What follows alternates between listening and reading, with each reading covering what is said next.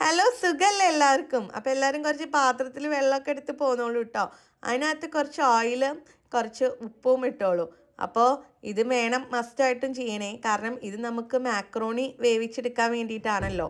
അപ്പോൾ അത് തമ്മിൽ ഒട്ടിപ്പോവാതിരിക്കാൻ വേണ്ടിയിട്ടാണ് നമ്മൾ ഈ ട്രിക്ക് യൂസ് ചെയ്യുന്നത് കേട്ടോ.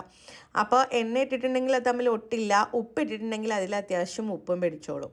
ഓക്കെ, അപ്പോൾ വെള്ളം അത്യാവശ്യം നന്നായി തിളച്ച് വന്നതിന് ശേഷം നമ്മുടെ മാക്രോണി അതിലേക്ക് തട്ടിക്കോ. അപ്പോൾ മാക്രോണി ഇടുമ്പോൾ ചുമ്മാ അതിനെ ഇട്ടിട്ട് അങ്ങ് മാറി നിൽക്കരുതേ, അത് നന്നായിട്ട് മിക്സ് ചെയ്ത് കൊടുത്തോളൂ, അല്ലെങ്കിൽ അത് അടിയിൽ പാത്രത്തിൽ ഒട്ടിപ്പിടിക്കും കേട്ടോ. അപ്പോൾ അത് ഒട്ടിപ്പിടിക്കാതിരിക്കാൻ വേണ്ടി ഇടയ്ക്കിടയ്ക്ക് അത് നന്നായിട്ടൊന്ന് ഇളക്കി കൊടുക്കണേ. അത് ഇളക്കി ഒരു ഭാഗത്ത് വെച്ച് അത് വെന്ത് വരുമ്പോഴത്തേനും ഇപ്പുറത്ത് ചട്ടി എടുത്തോളൂ. ചട്ടി എടുത്തിട്ട് ചട്ടിയിൽ കുറച്ച് നമ്മൾ എണ്ണ ഒഴിക്കുക. ചട്ടിയിൽ എണ്ണ ഒഴിച്ചതിന് ശേഷം അത് എണ്ണ ഒന്ന് ചൂടാവട്ടെ. എണ്ണ ചൂടായതിന് ശേഷം നമ്മൾ ഇടാൻ പോകുന്നത് ചെറുതായിട്ട് അരിഞ്ഞ് വെച്ച വെളുത്തുള്ളിയും ഇഞ്ചിയാണ് കേട്ടോ. അപ്പോൾ ജിഞ്ചറും ഗാർലിക്കും അങ്ങനെ കുനുകുന അരിഞ്ഞത് ഇട്ടോളൂ. അതിൻ്റെ കൂടെ തന്നെ ഒരു 3 പച്ചമുളക് കീറിയിടുക. പിന്നെ നമ്മൾ സവാള ഇടുക അതിൻ്റെ കൂടെ തന്നെ.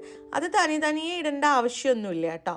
ഒരുമിച്ച് എണ്ണ എടുത്തിട്ട് തട്ടിക്കോളൂ. ഇപ്പം നമുക്ക് തനിയെ സെപ്പറേറ്റ് ചെയ്തിട്ട് അത് ചെയ്യേണ്ട ആവശ്യമൊന്നുമില്ല.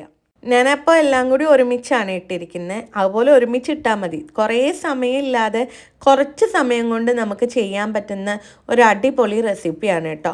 ഇപ്പോൾ റമദാനൊക്കെ ആയതുകൊണ്ട് എല്ലാവരും നല്ല ടയേർഡായിരിക്കില്ലേ. അപ്പോൾ ഇതുപോലെ കുഞ്ഞു ഈസി ആയിട്ടുള്ള റെസിപ്പീസ് കിട്ടുകയാണെങ്കിൽ എല്ലാവർക്കും ഭയങ്കര ഈസി ആയിരിക്കുമല്ലോ അല്ലേ. അപ്പോൾ അത് നന്നായിട്ടൊന്ന് വഴറ്റുക. നന്നായിട്ട് പറഞ്ഞാൽ അത്യാവശ്യം നന്നായി വഴണ്ടോട്ടെ കേട്ടോ. അപ്പോൾ ഈ ജിഞ്ചർ ഗാർലിക്കിൻ്റെ ഒക്കെ പച്ച സ്മെല്ലൊക്കെ ഒന്ന് പൊക്കോട്ടെ. അത്യാവശ്യം നന്നായി വഴണ്ടി വന്നതിന് ശേഷം ആണ് നമ്മളിതിലേക്ക് ബാക്കി കറികൾ ചെയ്യുന്നത്. ഇപ്പം ഞാൻ ഇതിൽ കുറച്ച് നെയ്യ് ഇട്ട് കൊടുത്തിട്ടുണ്ട് കേട്ടോ. വളരെ കുറച്ച് നെയ്യ് ഇട്ട് കൊടുത്താൽ മതി. എന്നിട്ട് അത് നന്നായിട്ടൊന്ന് വഴറ്റിയെടുക്കുക. അപ്പോൾ വഴറ്റിയെടുക്കാൻ വേണ്ടിയിട്ട് എപ്പോഴും പറയുന്ന പോലെ തന്നെ ഒരു സിമ്പിൾ ടിപ്പാണ് കുറച്ച് ഉപ്പ് ചേർക്കുക എന്നുള്ളത്. അത് പറയേണ്ട ആവശ്യമൊന്നുമില്ലല്ലോ, അതെല്ലാവർക്കും അറിയുന്നതല്ലേ. അപ്പോൾ നമ്മൾ നന്നായിട്ട് ഉപ്പ് ചേർത്തതിന് ശേഷം നന്നായിട്ട് വഴറ്റിയെടുക്കുക. അതിനുശേഷം അത് അത്യാവശ്യം വഴണ്ടി വന്നതിന് ശേഷം നമ്മൾ അതിലേക്ക് അരിഞ്ഞ് വെച്ച തക്കാളി ഇടുകയാണ് കേട്ടോ. ഞാൻ അത്യാവശ്യം ഒരു വലിയ തക്കാളിയാണ് എടുത്തിരിക്കുന്നത്. അപ്പോൾ തക്കാളി നന്നായി വഴറ്റിക്കോളൂ കേട്ടോ. അത് അത്യാവശ്യം നന്നായി വഴണ്ട് വന്നോട്ടെ. അത് വഴറ്റി വരുന്ന വരെ ഇന്നിങ്ങനെ ഇളക്കി കൊടുത്തുകൊണ്ടിരിക്കുക.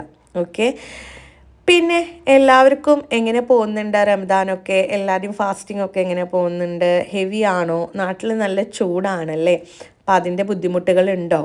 എങ്ങനെയാണ്? നല്ലതായിട്ട് പോകുന്നുണ്ടല്ലോ, നല്ലൊരു മാസം അല്ലേ. പിന്നെ നമ്മൾ ഇത് തക്കാളിയൊക്കെ അത്യാവശ്യം വഴണ്ടി വന്നതിന് ശേഷം ഞാൻ ഇതിൽ ആഡ് ചെയ്തത് കാശ്മീരി ചില്ലി പൗഡറാണ്. പിന്നെ ഇട്ടിരിക്കുന്നത് ഒരു 1/4 ടേബിൾ സ്പൂൺ ഗരം മസാല. എപ്പോഴും പറയുന്ന പോലെ അത് ഇവിടെ തന്നെ ചെയ്ത ഗരം മസാല കേട്ടോ. അതിൻ്റെ റെസിപ്പി വേണമെങ്കിൽ എല്ലാവരും ഒന്ന് പറഞ്ഞോളൂ. അപ്പം ഞാൻ അത് ചെയ്യാം കേട്ടോ. പിന്നെ അതിൻ്റെ കൂടെ നമ്മൾ കുറച്ച് ഒരു 1/4 ടേബിൾ സ്പൂൺ മഞ്ഞൾപ്പൊടി ആഡ് ചെയ്തിട്ടുണ്ട്. അപ്പോൾ ഇത് നന്നായിട്ടൊന്ന് വഴറ്റിയെടുക്കുക. അത്യാവശ്യം അത് നന്നായിട്ട് മൂത്തോട്ടെ, അതിൻ്റെ ആ പച്ചമണമൊക്കെ പോയിക്കോട്ടെ കേട്ടോ പൊടികളുടെ. അപ്പോഴാണല്ലോ കുട്ടികൾക്ക് കഴിക്കാൻ നന്നായിട്ടുണ്ടാവുക, നമുക്കും കുട്ടികൾക്കും. പിന്നെ വേറെ എന്താ, അപ്പോൾ അതിങ്ങനെ അത്യാവശ്യം നന്നായിട്ട് വഴറ്റിയെടുക്കുക. ഇത് വലിയ ഹെവി റെസിപ്പി ഒന്നുമല്ലേ. അപ്പോൾ ഞാൻ എപ്പോഴും പറയുന്ന മാതിരി തന്നെ നമ്മൾ ബാച്ചുലറായി താമസിക്കുന്നവർക്കും അതുപോലെ ഹോസ്റ്റലിൽ നിൽക്കുന്ന പിള്ളേർക്കാണെങ്കിലും റൂം എടുത്ത് പഠിക്കാൻ വേണ്ടി നിൽക്കുന്ന പിള്ളേർക്കൊക്കെ ആണെങ്കിലും ഈസി ആയിട്ട് ചെയ്യാൻ പറ്റുന്ന ഒരു റെസിപ്പി ആട്ടോ. ഇനിയിപ്പോൾ ഞാൻ അതിലേക്ക് ഫുള്ളായിട്ട് കഴുകി നമ്മളുടെ പുതിന ലീഫ് കുറച്ചിട്ടിട്ടുണ്ട് കേട്ടോ. ഇതെന്തിനാ വെച്ചാൽ അരിഞ്ഞിട്ടിട്ടില്ല, കാരണം ഒരുപാട് അത് ഫീൽ ചെയ്യണ്ടെന്ന് വിചാരിച്ചിട്ടാണ്. ഇപ്പോൾ നമ്മൾ ചെയ്യുന്നത് മാക്രോണിയാണല്ലോ, അപ്പോൾ ബിരിയാണി സ്റ്റൈൽ എന്ന് പറയാൻ പറ്റില്ല, ഒരു ബിരിയാണി ടച്ച് വരും. അപ്പോൾ ഈ പുതിനയുടെ ഫ്ലേവർ അതിൽ നന്നായിട്ട് നല്ല ടേസ്റ്റായിട്ട് അത് ഉണ്ടായിരിക്കും. അപ്പോൾ അത് അത്യാവശ്യം നന്നായി വഴറ്റി വന്നോട്ടെ കേട്ടോ. അത്യാവശ്യം എണ്ണ ഇങ്ങനെ മേലിലേക്ക് ഇങ്ങനെ വരുന്നവരെ അത് നന്നായി ഒന്ന് വഴറ്റിയെടുത്തോളൂ. പിന്നെ ഞാൻ അടുത്തതിൽ ചേർക്കാൻ പോകുന്നത് നമ്മുടെ കെച്ചപ്പാണ്. കുറേ നേരമായി അത് ഒഴിക്കാൻ നോക്കണം, പക്ഷേ കെച്ചപ്പ് വരുന്നില്ല. അപ്പോൾ വീണ്ടും അത് അവസാനം പരിശ്രമത്തിലൂടെ ഞാനത് സാധിച്ചെടുത്തു. അപ്പോൾ കെച്ചപ്പ് കുറച്ച് ചേർത്തിക്കോളൂ കേട്ടോ. അധികമൊന്നും വേണ്ട, വളരെ കുറച്ച്, നമുക്ക് ജസ്റ്റ് ഒരു ഫ്ലേവറിന് വേണ്ടി മാത്രം. അപ്പോൾ കെച്ചപ്പ് പൊടി ഇട്ടതിന് ശേഷം ഇത് നന്നായി വഴറ്റിയെടുക്കുക. ഓക്കെ, അത് നന്നായി മിക്സ് ചെയ്തതിന് ശേഷം അപ്പോഴത്തേനും അവിടെ സൈഡിൽ നമ്മളുടെ പാസ്ത റെഡി ആയിട്ടുണ്ട്. അത് നന്നായി കുക്കായിട്ട് വന്നിട്ടുണ്ട്. കുക്കായി വന്ന് ഞാൻ അവിടെ സ്ട്രെയിൻ ചെയ്ത് വെച്ചിട്ടുണ്ട് കേട്ടോ. ഇപ്പം ഇത് വീണ്ടും നന്നായിട്ട് ഒന്ന് എണ്ണയ്ക്ക് ഒന്ന് മേളിലേക്ക് വരുന്നവരെ വെയിറ്റ് ചെയ്യുക. നോക്കൂ, ഇപ്പോൾ ഈ ഒരു കൺസിസ്റ്റൻസി ആയതിനു ശേഷം അതിലേക്ക് നമ്മൾ കുക്ക് ചെയ്ത് വെച്ച് സ്ട്രെയിൻ ചെയ്ത് വെച്ച പാസ്ത ആഡ് ചെയ്യാണ് കേട്ടോ. നമ്മുടെ മാക്രോണി ആഡ് ചെയ്തിരിക്കുകയാണ്. ഇപ്പോൾ ഈ മാക്രോണി നന്നായി ഇതിൽ മിക്സ് ചെയ്യുക. അത്യാവശ്യം ആ മസാല നന്നായി മിക്സ് ആവുന്നവരെ നന്നായി മിക്സ് ചെയ്തുകൊണ്ടേയിരിക്കുക കേട്ടോ.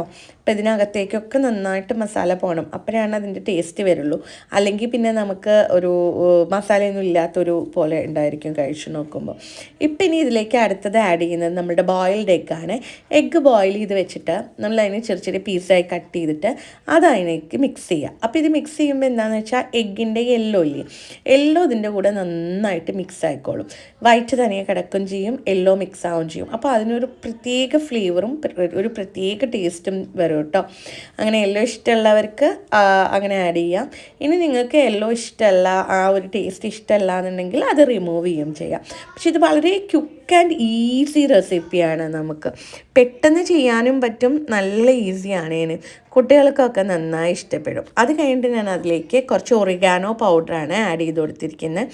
ജസ്റ്റ് ആ ഒരു പാസ്തയുടെ ആ ഒരു ഫ്ലേവറും ആ ഒരു സ്മെല്ലും കിട്ടാൻ വേണ്ടിയിട്ട് ഞാൻ അതിനകത്ത് ഒറിഗാനോ പൗഡർ ആഡ് ചെയ്തിട്ടുണ്ട് കേട്ടോ. ഇപ്പം നമ്മുടെ പാസ്ത റെഡിയായി കണ്ടോ. നല്ല ചൂടുള്ള ആവി പറക്കുന്ന പാസ്ത റെഡി ആയിട്ടുണ്ട്. ഇനി ഇത് പപ്പുകുട്ടനും അപ്പുകുട്ടനും ഭയങ്കര ഇഷ്ടമാണ്. അതിൽ പപ്പുകുട്ടന് പ്രത്യേകിച്ച് ഇഷ്ടം. അപ്പം ഞാൻ അവർക്ക് ടേസ്റ്റ് ചെയ്യാൻ വേണ്ടി കൊണ്ടു കൊടുക്കുവാണ്. അപ്പം അവൻ കഴിച്ചു നോക്കുന്നുണ്ട്. നല്ല ചൂടാണ്, മാനേജ് ചെയ്ത് കഴിക്കുന്നുണ്ട്. ഇഷ്ടപ്പെട്ടു എന്നാണ് തോന്നുന്നത്.